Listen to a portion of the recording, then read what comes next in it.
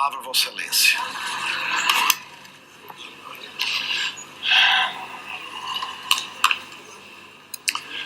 Senhor presidente do Senado Federal, senador Renan Calheiros, senhoras e senhores senadores, ruínas de um governo.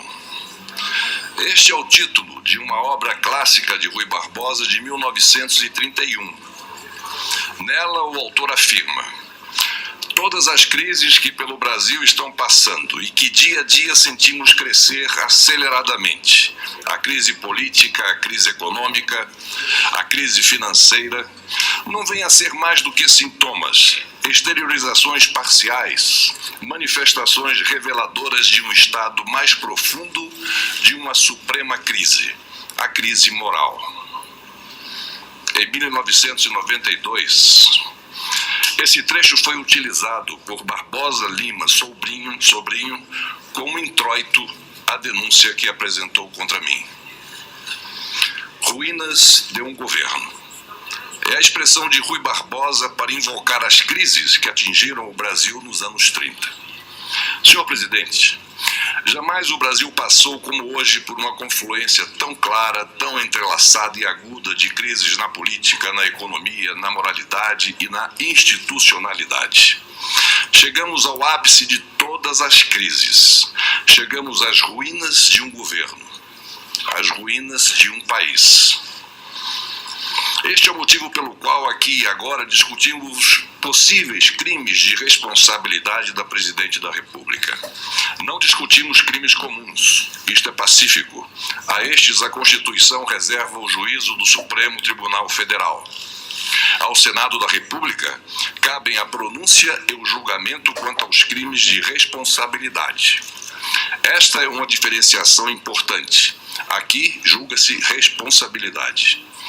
Em 1992, em processo análogo, bastaram menos de 4 meses entre a apresentação da denúncia até a decisão de renunciar no dia do último julgamento. No atual processo, já se foram mais de 8 meses. A depender do resultado de hoje, mais 6 meses são previstos até o julgamento final. O rito é o mesmo, mas o ritmo e o rigor não. Basta lembrar, entre a chegada no Senado da autorização da Câmara até meu afastamento provisório, transcorreram 48 horas. Hoje estamos há 23 dias somente na fase inicial nesta casa. O parecer da comissão especial que hoje discutimos possui 128 páginas. O mesmo parecer de 1992, elaborado a toque de caixa, continha meia página, com apenas 2 parágrafos. Isso mesmo, 2 parágrafos. O tempo é outro, senhor presidente. Em 1992, fui instado a renunciar, na suposição de que as acusações contra mim fossem verdadeiras. Mesmo sem a garantia da ampla defesa pelo Congresso, em todas as fases, me utilizei de advogados particulares. 2 anos depois, fui absolvido de todas as acusações do Supremo Tribunal Federal. Portanto, dito pela mais alta Corte de Justiça do país, não houve crime. Mesmo assim, perdi meu mandato e não recebi qualquer tipo de reparação. Pelo contrário, depois da renúncia, recorri ao próprio Supremo Tribunal para ao menos reaver os direitos políticos que me cassaram. Mesmo se tratando de matéria eminentemente constitucional, direitos políticos, alheia ao mérito do impeachment, o Supremo negou o mandado de segurança sob a alegação de que não cabia à Corte se pronunciar sobre decisão do Senado, ainda que tomada após minha renúncia. À época dessa apreciação, o ministro Paulo Brossard chegou a ser interpelado pelo ministro Moreira Alves. Este chamou atenção para a incoerência do voto de Brossard, já que em seu livro sobre impeachment, o ministro defendia a impossibilidade do julgamento após a renúncia, e em seu voto se manifestava de forma inversa. Ao se defender, Brossard se limitou a dizer: ministro Moreira Alves, livro é livro, voto é voto. e para se justificar assinalou, aspas, absolutória ou condenatória, justa ou injusta, sábia ou errônea, da decisão do Senado não cabe recurso direto ou indireto. Mas isto não é novidade. Todo órgão, seja de que natureza for, que decide em única ou última instância, decide inapelavelmente, acerte ou erre, encerra Brossard. Desculpem-me por voltar no tempo, mas o momento exige. Ainda na denúncia de 92, Lima Sobrinho pregava e até profetizava. Escreveu ele: nos regimes democráticos, o grande juiz dos governantes é o próprio povo. Representar o povo significa, nos processos de impeachment, interpretar e exprimir o sentido ético dominante diante dos atos de abuso ou traição da confiança nacional. A suprema prevaricação que podem cometer os representantes do povo em processos de crime de responsabilidade consiste em atuar sob pressão de influências espúrias ou para satisfação de interesses pessoais ou partidários.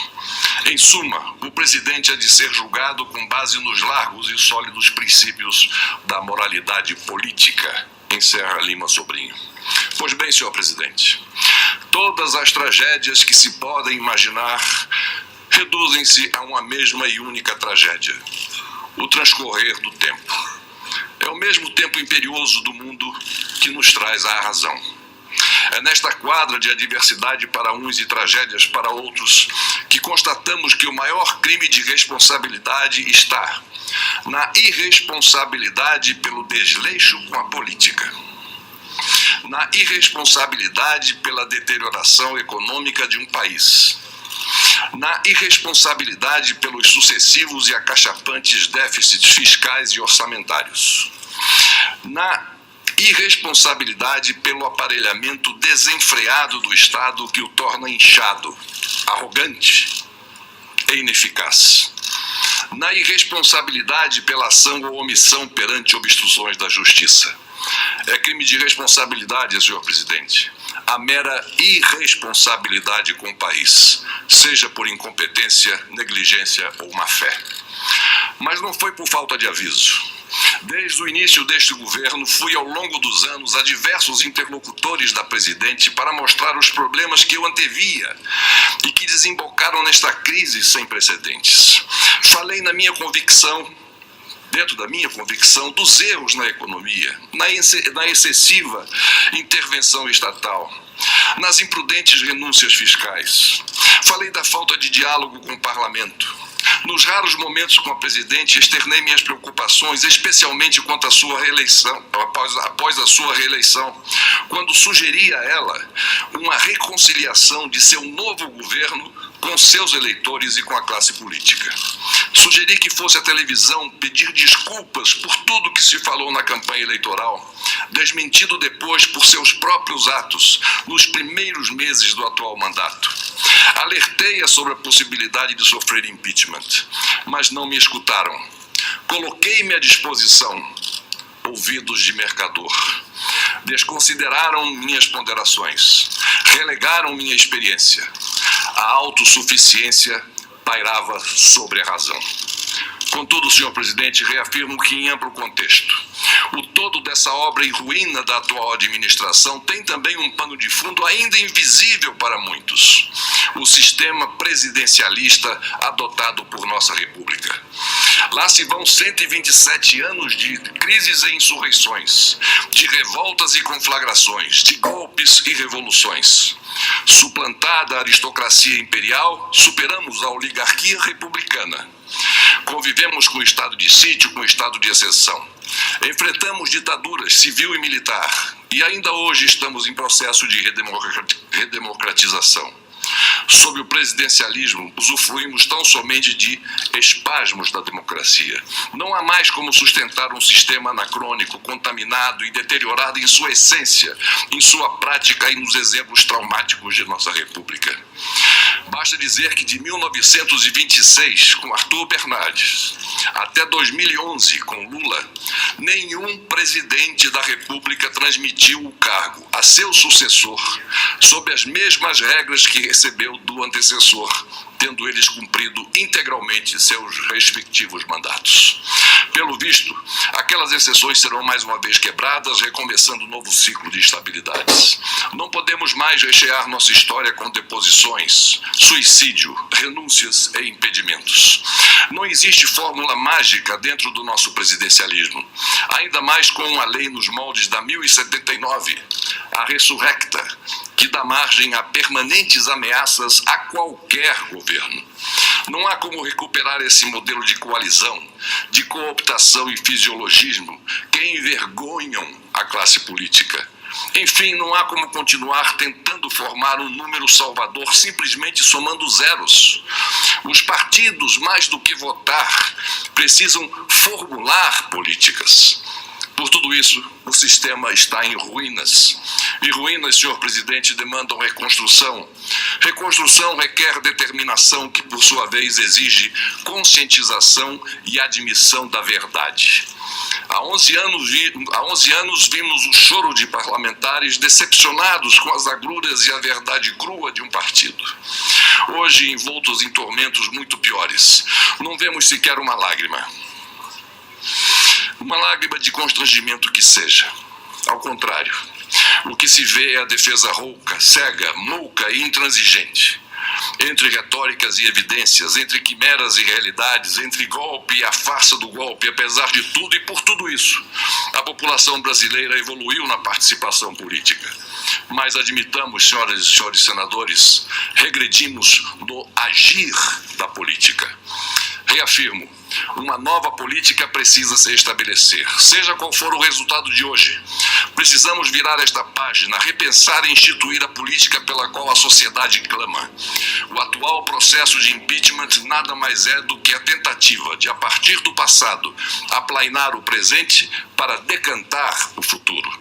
Um futuro em que precisaremos conciliar uma altiva e corajosa voz de comando do Executivo com a moderadora e conciliadora voz do Legislativo.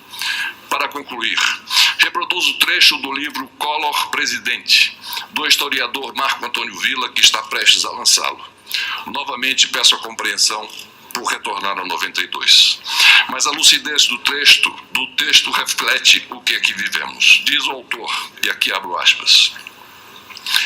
Fatos posteriores, já no século XXI, amplificaram o significado da ação ou inanição de Fernando Collor no auge da CPI e da denúncia na Câmara dos Deputados por crime de responsabilidade. Ele respeitou as solicitações dos parlamentares, encaminhou através do Banco Central e da Receita Federal toda a documentação solicitada, cumpriu as determinações legais, não coagiu o Supremo Tribunal Federal e respeitou a Constituição. Isso tudo em meio ao maior bombardeio midiático de nossa história e tendo de conviver com uma acelerada tramitação da denúncia e depois do processo, que criou obstáculos à plena defesa. Aceitou o afastamento e se preparou para a defesa no Senado. Perdeu. Buscou reparações na Justiça, defendeu-se em vários processos e acabou absolvido em todos eles, os que envolviam atos quando do exercício da presidência da República. A renúncia de Fernando Collor, o impeachment nunca ocorreu, deu a ilusão de que as instituições forjadas pela Constituição de 88 tinham passado no teste. Ledo engano. Acontecimentos posteriores e mais graves demonstraram que a consolidação do Estado Democrático de Direito é um longo processo, tarefa de várias gerações. A crise de 92 não passou de um momento de ampla e complexa rearticulação das elites política e econômica no interior do Estado, posicionando-se para embates que acabaram sendo travados ainda na última década do século XX e no início do século XXI, por aqueles que tinham quadros, mais do que programas, para gerir a coisa pública. Encerro, senhor presidente, dizendo: a história me reservou este momento. Devo vivê-lo no estrito cumprimento de um dever, porém inspiro-me no ensinamento de Holbach. Tudo nos prova que a cada dia nossos costumes se abrandam, os espíritos se esclarecem e a razão conquista terreno. Muito obrigado, senhor presidente. Cumprimento o senador Fernando Collor pelo grande registro histórico que proporciona a essa histórica sessão. Ontem, me permitam lembrar, eu fiz questão de dizer aqui da tribuna da presidência do Senado Federal que essa lei do impeachment, essa lei 1079, é por si só um fator de desestabilização.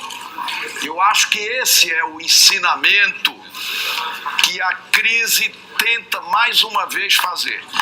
Nós não entendemos, o Legislativo entendeu menos, o Executivo entendeu menos ainda o que aconteceu em 2013,